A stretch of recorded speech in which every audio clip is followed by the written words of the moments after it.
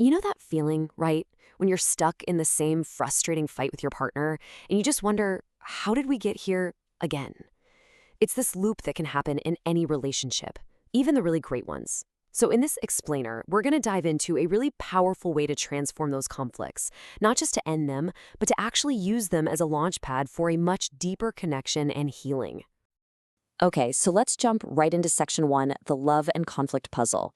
We're going to kick this off with a question that really gets to the heart of so many relationships. It feels super personal, but trust me, it's something almost everyone experiences. I mean, does that sound familiar? It's just so frustrating, and it can make even the strongest couples feel kind of hopeless. But what if these repetitive fights aren't actually a sign that your relationship is failing? What if they're a signal that something really important is trying to get your attention? This quote right here, it completely flips the script. It tells us that, look, conflict is going to happen. It's just a normal part of two people building a life together. So the real measure of a healthy, thriving partnership isn't about avoiding fights. It's about how quickly you can repair that emotional bridge between you. And that skill, well, that's what we're here to talk about.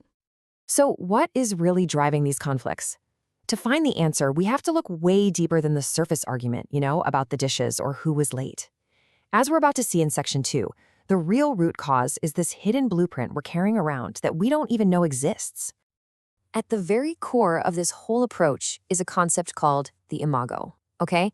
So think of it like this. It's an unconscious collage you made as a kid of the people who raised you. It's this mashup image of their best qualities and their biggest flaws. And this image becomes the master template your brain uses, completely under the radar, when you're looking for a partner. And here is where it gets really interesting. Our unconscious mind, in its own strange wisdom, seeks out an Imago match. This is somebody who feels familiar, right? Because they connect with that childhood blueprint. And the hidden agenda is to basically recreate the scene of our original childhood wounds, but this time to get a different ending, to finally get the love and attention we needed back then. And that is exactly why that initial romantic magic so often turns into a painful power struggle. And this dynamic leads us to one of the most common dances you see in that power struggle. Does this look familiar to anyone? When a conflict starts, one partner, the turtle, just constricts and pulls back into a shell of silence. And the other partner, the hailstorm, expands and escalates, talking louder, trying to force some kind of reaction. It's this brutal cycle, right? The more the hailstorm pushes, the deeper the turtle retreats, and each one is just triggering the other's biggest fears. So how in the world do we break free from these painful, unconscious cycles? Let's move into section 3 and look at how this journey from power struggle to partnership isn't just possible, it's kind of the whole point of a committed relationship, to help each other finally finish growing up. This chart really lays out the fundamental choice that we all have. So, over on the left, you've got the default setting, the unconscious relationship. It's totally reactive, it's competitive, and it's all about how do I get my needs met. The goal is to evolve into what's on the right, the conscious partnership, a relationship that's intentional, it's collaborative, and it's focused on taking care of the emotional space between that the two of you create together.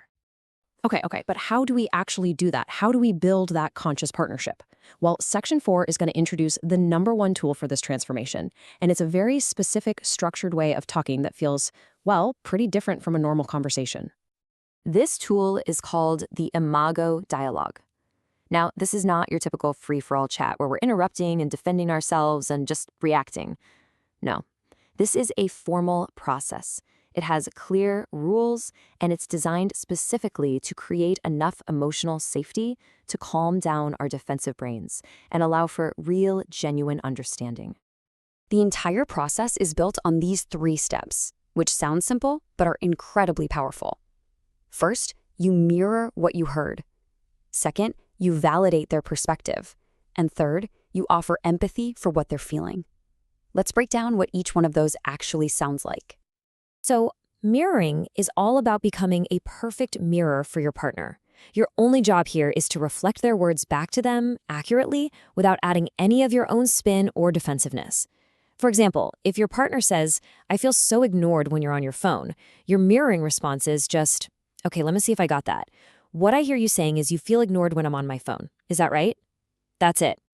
Now, validation, this is a huge leap. This is where you actually say the words, "You make sense." Now, here's the crucial part. This does not mean you agree with them. It just means you can see the internal logic of their position from their world. So, using our example, you might say, "You make sense. From your point of view, if you're trying to connect with me and my attention is on a screen, it's totally logical that you would feel ignored." And finally, empathy. This is the step that really builds that emotional bridge. Here, you stretch out of your own world and you just try to imagine what your partner is feeling. You put it into words. You say something like, "And I can imagine that when I do that, you must feel really hurt and maybe even pretty lonely." This is the step that connects you heart to heart. But listen, for any of this dialogue stuff to actually work, there is one condition that is absolutely non-negotiable. So let's move to section 5, creating relational safety, because without this, none of these tools stand a chance. This all comes back to our own biology, right? Our primitive survival brain, the lizard brain, is constantly scanning for threats. And when it senses one, even something small like a harsh tone or an eye roll, it slams the door on the more evolved parts of our brain, the parts we need for things like empathy and connection. So safety isn't just a nice idea, it's a biological requirement for love. So how do we consciously create that safety in our everyday lives? Well, it starts with two simple but pretty profound commitments: taking a pledge of zero negativity and learning to reframe your frustrations as wishes. The zero negativity pledge is exactly what it sounds like. It's a conscious decision to basically detox your relationship space.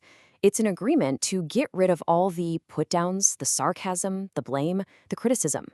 Just think of it this way. Negativity is like acid that just dissolves the safety you need for real love to actually grow. And this is a powerful, powerful shift in how you communicate. Because buried inside every single criticism is a hidden wish. So instead of complaining about what you don't want, you learn to ask for what you do want. A criticism like, "You never listen to me," becomes a really clear connecting request. "Hey, what I would love is to have your full attention for just a few minutes so I can share something important with you." See the difference? All right, let's bring all these pieces together with one last really transformative idea in our final section: seeing conflict in a totally new and, frankly, hopeful light. This is the ultimate reframe. This is the core idea of this entire way of thinking. Your conflicts are not random. The issues you and your partner fight about over and over again are like a giant flashing arrow pointing directly to your biggest unmet needs from childhood. And because of that, they're also pointing to your greatest opportunities for healing and growth. So, if there's one thing to take away, it's this: the difficulties in your relationship are not a problem you have to solve. They are the curriculum you need to study. They are a personalized roadmap showing you and your partner exactly where you need to stretch and grow to help each other become whole.